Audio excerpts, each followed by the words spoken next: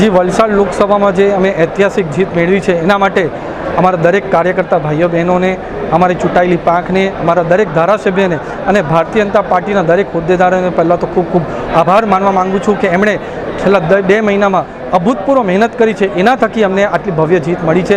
સાથે સાથે મતદારોનો પણ ખૂબ ખૂબ આભાર માગવા માંગીએ છીએ કે પૂરા ગુજરાતભરમાં રેકોર્ડ માર્જિન સાથે એમણે વોટિંગ કર્યું અને અમને ભવ્ય જીત અપાવી. એના માટે અમારા મતદાર ભાઈઓ બહેનો પણ ખૂબ ખૂબ આભાર માગવા માંગીએ.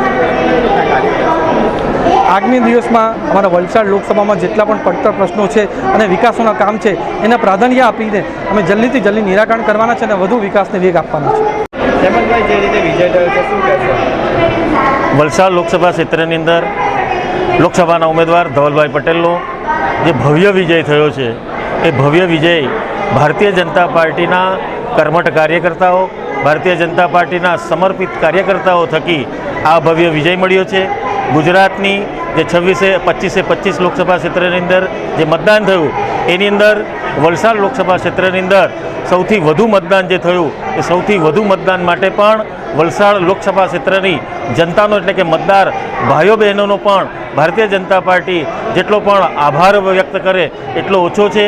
આમ કુલ મળીને ભારતીય જનતા પાર્ટીની સમગ્ર ચૂંટાયેલી પાંખ, ધારાસભ્યશ્રીઓ, સંગઠનના હોદ્દેદારો, પેજ પ્રમુખ સુધીનું ભારતીય જનતા પાર્ટીનું જે સંગઠન છે એ તમામની શક્તિઓ ભેગી થઈ અને આ ભવ્ય વિજય હાંસલ કર્યો છે.